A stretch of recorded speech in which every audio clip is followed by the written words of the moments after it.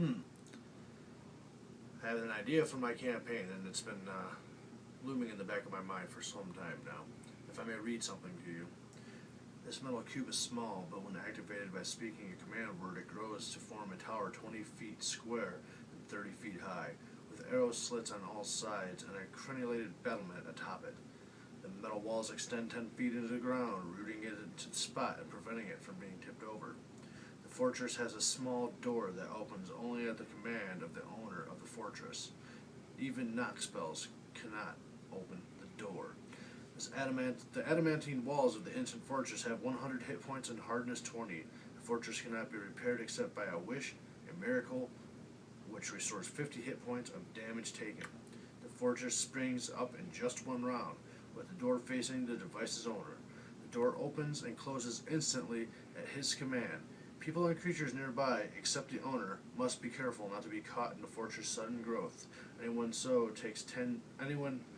caught takes 10d10 points of damage. Reflex save DC 19 for half. The fortress is deactivated by speaking a command word. It cannot be deactivated unless it is empty. If you don't know what I am talking about Instant Fortress. Pardon me. And that's going to be the project that I would like to work on today with you. And with a couple step-by-step instructions, I think I might be able to swing this one. So come along for the ride, and I'll show you what I'm doing. Hey YouTube, it's the Smoking DM. Just working on my latest project, and I figured I'd show you a couple of steps in the process here, just in case anybody wants to try to attempt to mimic or do what I did here, my idea, because I think it's a pretty good idea, because in my campaign I want to have what's now called in Pathfinder Instant Fortress. D&D players, of course, know it as Darren's Instant Fortress. Man, I can't talk right now, pardon me. Anyways, as you can see on my cutting board here, my little cutting mat, I got some embellishments already cut out for a door and a top hatch. And then I have 8 pieces of cardstock cut in different directions, some like this, some the other way. And then I have 9 embellishment pieces cut in the center. And what I'm going to do is make this in 2 parts. I got 2 pieces of cardboard that measure 5 inches tall by 4 1/4 wide, and then I have 2 pieces 5 by 4, and the reason I have the extra 1/4 inch here is because it's about an 1/8 inch thick cardboard, so everything will fit together nicely. The base is made with double thick cardboard and measures 4 by 4. I also have the top. But before I get to that part, let me see this. Just like anything, gotta have a little idea, and just my little sketch doodle pad on the battle mat. I'm gonna figure out what I'm gonna do. And okay, so some really, really thin, like almost paper stock, cardstock. I have quite a few strips of 1/4 inch and a few 1/2 inch. And then one of my personal favorite things I've been using for a different amount of things are the shish kebab skewers. And these are cut roughly 3/4 of an inch or so. And this is a little under 5 inches. And those are the pieces. I'll try to show as many steps as I can. And yeah, let's see here. The idea being that if I can explain some of these steps, that'd be great too. 4.5, boom. Get set into the piece like that, hot glued. See how it's got a little overhang for both sides. Because then you take, I said 4.5, I meant 4.25, pardon me. But then that means on the other edges, they're nice and flush, like so. Kind of hard to do this by holding the camera in one hand, and yeah, you know what I mean. But glue those together and you got your 4 walls. And over here we have the pieces to assemble the roof. My idea is that I want to be able to have a roof that detaches and can sit inside or recess of the bottom part of the fortress. So I got 4 pieces of crenulated, like walling type stuff for the top. Same dimensions as the other stuff, as far as 4 inches long and 4.25 inches long for 2 of them, because of course it's going to be square, so there's 4 pieces. On top is 4.5 inch also, to leave room for a place to mount on, a little smuts, mount on the crenulated wall section. And this is going to go on top of another double thick piece of cardboard, which is 4x4. Put that down so you can see, kind of like this.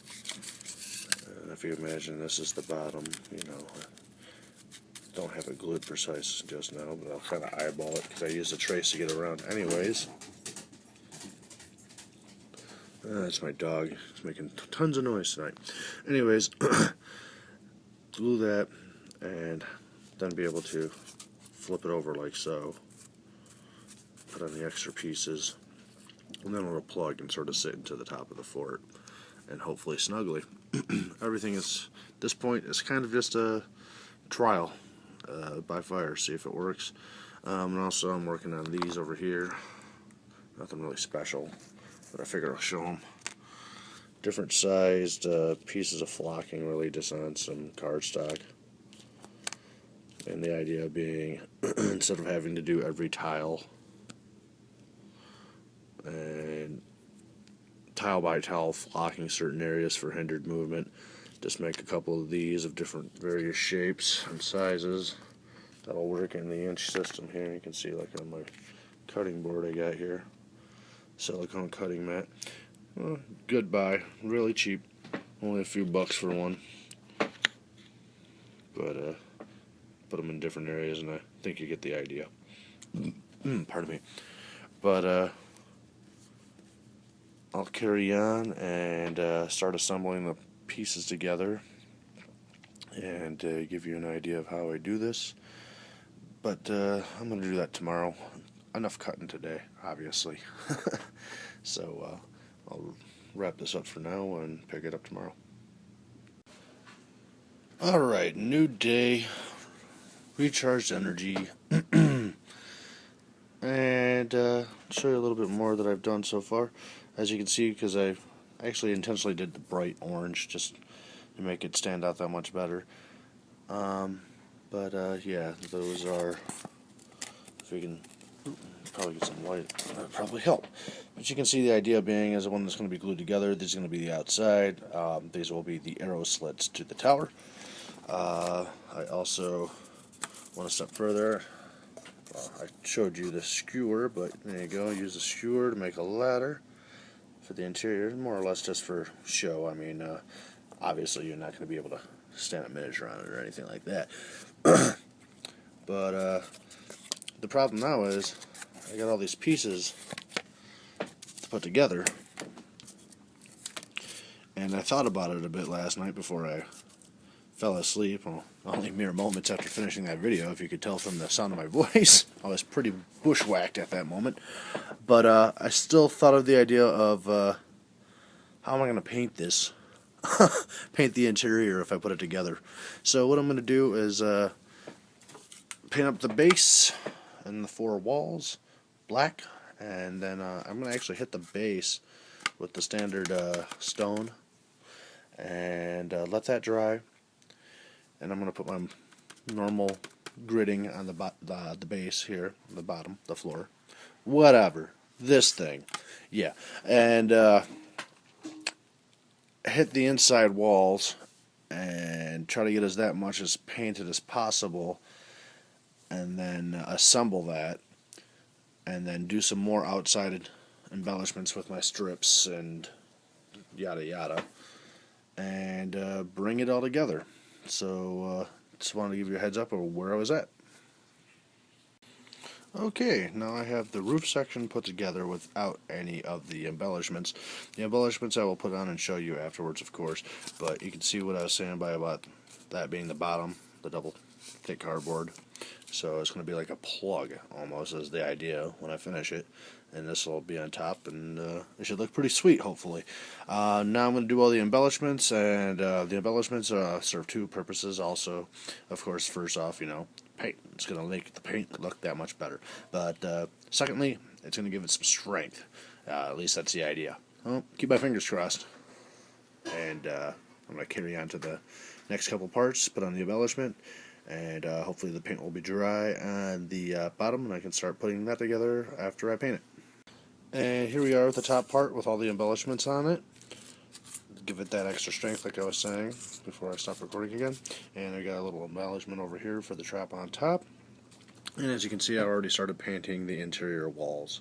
Of course, then I got my floor here, which I will grid before I glue to make it a little bit more easy as far as accessibility, trying to reach down inside and do some straight lines. Okay, well, I'm going to carry on with my painting and get this spray painted up as well. And I think I've pretty much shown the most of the steps, but I'll show you the base assembled before I show you a completed product. Alrighty, thank you. Okay, so here we are now with the base assembled, with a little bit of embellishments that also double as support. And then you can see inside how painting in advance really did help in that situation. Okay, now I'm going to finish spray painting this outside flat black, and then I'll come back and pick out all the details, and you can see how this also comes together. If I can actually do it without using both hands. Well, let's see if we can put this in. Okay, it's going in the right spot. Like so. I'm already pretty excited. Everything came together in nice pieces, so I'm sure it's going to look really great when it's finished painted. Okay, well, I'm going to get on that and try to show you the finished product. And behold, the fortress.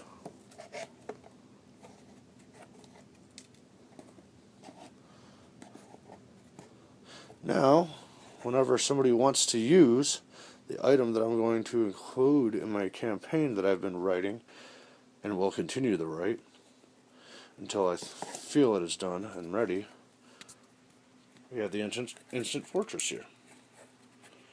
If I can get a good shot for you. And of course, if I can put down my cigarette here, maybe hold the phone on for a second. There we go.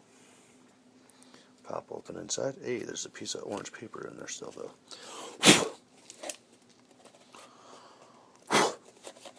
But yeah, tried to match the description of the item itself in the Pathfinder book to the best of my ability. And I even went as far as doing a bit of research online to figure out what color adamantine actually is. And a lot of people said cyan, so I don't know if you can really pick it up in this light that well, but there is a tint of blue to it. Well, came out pretty cool, I thought. Get a side shot. With those beautiful looking little arrow slits and that small door. I didn't want to put too much emphasis on the door because they said it was a small door, and true to the roots back in the old school, as far as I remember, there was actually no hinge door. It just sort of slid open, slid closed, kind of like, I don't know, Star Trek the Next Generation, part of me, along those lines. But anyway, I hope you enjoyed this video. It took me a couple days to produce, and I'm happy to have all of you guys on YouTube along for the ride. Take care now.